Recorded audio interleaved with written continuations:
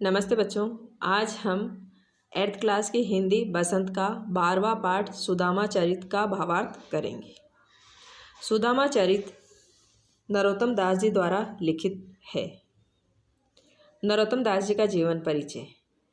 श्री नरोत्तम दास जी हिंदी साहित्य के एक महान कवि हैं। ये सगुण भक्ति के कवि हैं। इनका जन्म वाड़ी सीतापुर उत्तर प्रदेश में हुआ।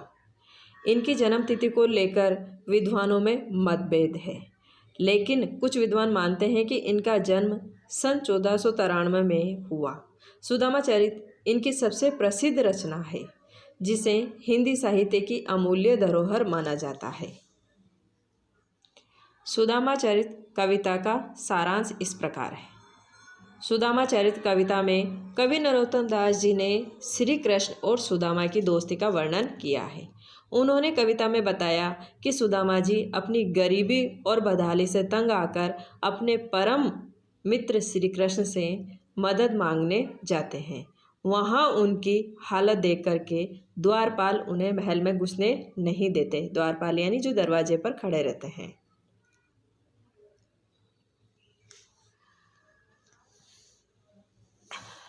फिर जब श्री कृष्ण को उनके आने का पता चलता है तो वे दौड़ते हुए चले आते हैं और अपने आंसुओं से सुदामा जी के पैर धुलाते हैं। फिर श्री कृष्ण सुदामा जी की पोटली से चावल खा लेते हैं और उन्हें उल्लाहना देते हैं कि कैसे एक बार बचपन में सुदामा उनके हिस्से के चने खा गए थे। इस तरह खूब आदर सत्कार करके प्रभु सुदामा जी को विदा कर देते हैं। लौटते समय सुदामा जी को दुख होता है कि श्री कृष्ण ने उन्हें बिना कुछ दिए ही विदा कर दिया, मगर जब वो अपने गांव पहुंचते हैं तो उन्हें अपनी झोपड़ी की जगह आलीशान महल मिलता है। इसे देखकर वो भाव विभोर हो जाते हैं और श्री कृष्ण की महिमा गाते हैं। इन सबको देख करके वह बहुत खुश रहते हैं और खुशी के कारण वह गीत गाने लग जाते हैं। इसका पहला दोहा है। शीश पगा न झगा तन में प्रभु जाने को आही बसे के ही ग्रामा। धोती फटी से लटी दुपट्टी अरु पाए उपानह को नहीं सामा। द्वार खड़ो दिस दुर्बल एक रहियो चकिसो वसुधा अभिरामा। पूछत दीन दयाल को धाम बतावत आपनो नाम सुदामा। इसका प्रसंग है। प्रस्तुत काव्यांश नरोत्तम दास जी द्वारा रचित काव्य सुदामा चरित्र से लिया गया है। श्री कृष्ण के बचपन के मित्र सुदामा अपनी पत्नी के आग्रह पर कुछ आर्थिक सहायता पाने की आशा में उनकी नगरी द्वारका पैदल जा पहुँचे। वे उनके महल के सम्मुख खड़े थे, यानी पास में खड़े थे। तब द्वारपाल ने महल के अंदर जाकर श्री कृष्ण को बताया। इसकी व्याख्या है प्रभु, बाहर महल के द्वार पर एक गरीब सा व्यक्ति खड़ा हुआ है। उसके सिर पर न तो पगड़ी है और न ही शरीर पर कोई कुर्ता है। पता नहीं वह किस गांव से चलकर यहाँ तक आया है। दरवाजे पर खड़ा वह गरीब कमजोर सा ब्राह्मण हैरान होकर पृथ्वी और महल के सौंदर्य को निहार रहा है। वह चकित सी अवस्था में है। वह दीनदयाल अर्थात आपका निवास स्थान पूछ रहा है और अपना नाम सुदामा बता रहा है। दूसरा, ऐसे बेहाल बिवाइन सो पग कंटक जाल लगे पुनि जोए। हाय महादुख पायो सखा तुम आए इते न किते दनिक होए। देखी सुदामा की दीन दशा करुणा करिके करुणा निधि रोए। पानी परात को हाथ छुयो नहीं नैनन के जल सो पग धोए। इसका प्रसंग है। प्रस्तुत सवैया नरोत्तम दास द्वारा रचित सुदामा चरित्र से लिया गया है। जब श्री कृष्ण को पता चला कि द्वार पर उनके बचपन के सखा यानी मित्र सुदामा खड़े हैं, तब वे दौड़े गए और उन्हें आदर सहित अंदर लिवा लाए। कृष्ण अपने मित्र सुदामा की दुर्दशा देखकर बहुत दुखी हुए। व्याख्या इस प्रकार है कि श्री कृष्ण ने सुदामा के पैरों की ओर नजर डाली तो देखा कि उनके पैरों में कांटों के जाल लगे हुए हैं, यानी उनके पैरों में कांटे लगे हुए हैं। सुदामा नंगे पैर थे, उनके पैरों में बीवाइयां फटी हुई थी, उनका हाल बेहाल था।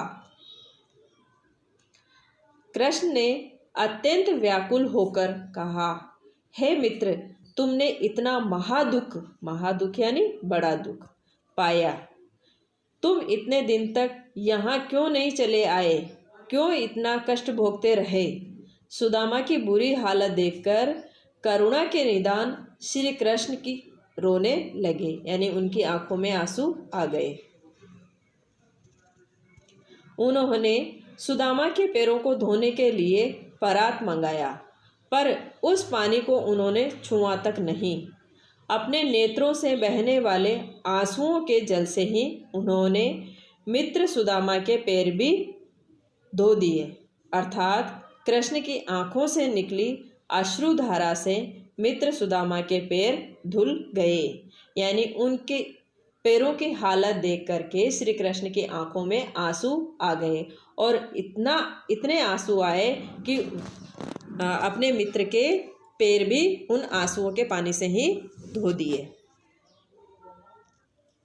कछु भाभी हमको दियो सो तुम काहे न देत, चापी पोटरी कांक में रहे कहो के ही है तू, आगे चना गुरु मातु दये ते, लये तुम चाबी हमें नहीं दीने, श्याम कह याऊ मुस्काए सुदामा सो, चोरी की भान में ही जू प्रवीणे, पाछिली बानी अजो न तजी तुम, तेस ही भाभी के तंदुल किन्हे।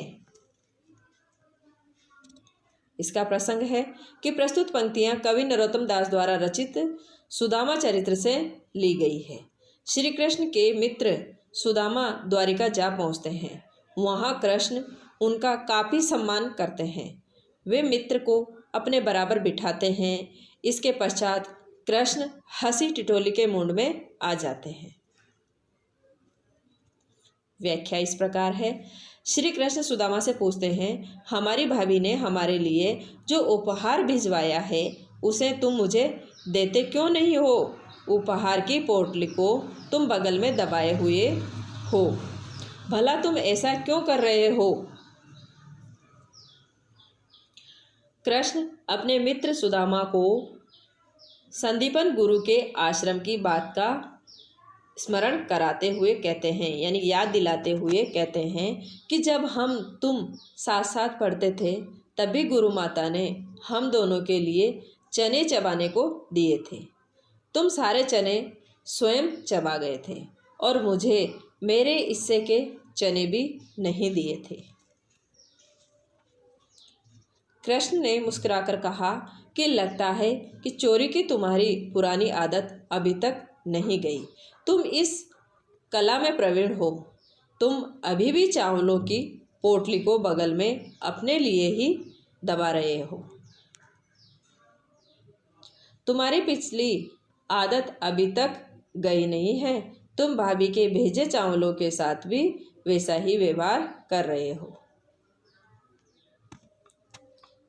वह पुलकनी, वह उठी मिलनी, वह आदर की बात, वह पटवनी गोपाल की कछु न जानी जात, कहाँ भयो जो अब भयो हरि को राज समाज, घर घर कर ओढ़त फिरे तनक दही के काज,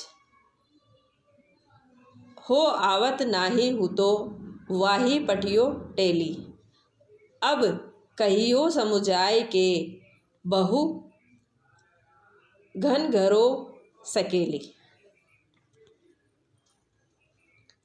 इसका प्रसंग है। प्रस्तुत काव्य पंक्तियां नरोत्तम दास द्वारा रचित काव्य सुदामा चरित्र से अवतरित है। कृष्ण ने सुदामा का आदर सत्कार तो बहुत किया, पर विदाई के समय खाली हाथ ही लौटा दिया। सुदामा कृष्ण के इस व्यवहार से खिन्न थे अर्थात दुखी थे। वे रास्ते में सोचते जा रहे थे। इसकी व्याख्या है कि जब वे कृष्ण के यहाँ पहुँचा था तब तो उन्होंने बड़ी प्रसन्नता दिखाई थी। वे उठकर गले मिले थे और मुझे बहुत आदर दिया था, पर विदाई के अवसर पर इस तरह खाली हाथ भिजवाने की बात कुछ समझ नहीं आती। वास्तव में कृष्ण ने सुदामा को उनके 2 मुट्ठी चावल खाते ही 2 लोगों की संपदा दे डाली, यानी 2 लोगों की संपत्ति सुदामा को दे दी थी, जिसे सुदामा बिल्कुल अनजान थे, यानी उनको बिल्कुल भी पता नहीं था। सुदामा कृष्ण के बचपन का स्मरण करके सोचते हैं कि यह वही कृष्ण है जो थोड़े से दही मांगने के लिए घर घर फिरता था। भला वह मुझे क्या देगा?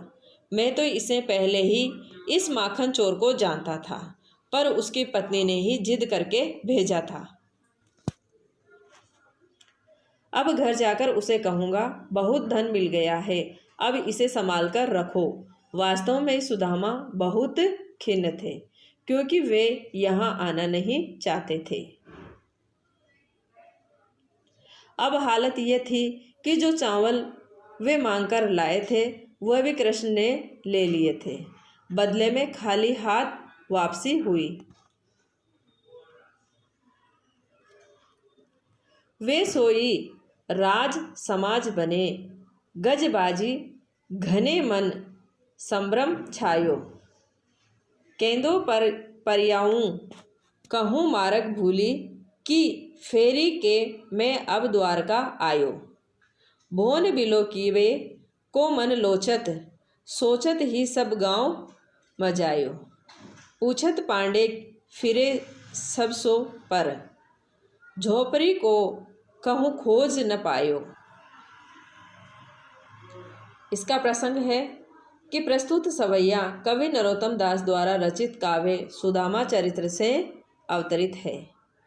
अपने मित्र कृष्ण से भेंट करके सुदामा खाली हाथ अपने गांव भर लौट आते हैं। कृष्ण ने प्रत्यक्ष सुदामा को कुछ नहीं दिया, पर वास्तव में उन्होंने सुदामा को अपार संपदा दे दी थी, जिसे देखकर सुदामा चकरा गए। इसकी व्याख्या इस प्रकार है। सुदामा ने अपने गांव में जाकर देखा कि वहाँ द्वारका जैसी ही ठाट बाट है, वैसा ही राज समान है। वह उसी प्रकार के हाथी घोड़े थे जैसे द्वारका में थे। इसे उनके मन में भ्रम छा गया। सुदामा को लग रहा था कि वे भूलकर फिर से द्वारका ही लौट आए हैं। वे शायद रास्ता भूल गए हैं।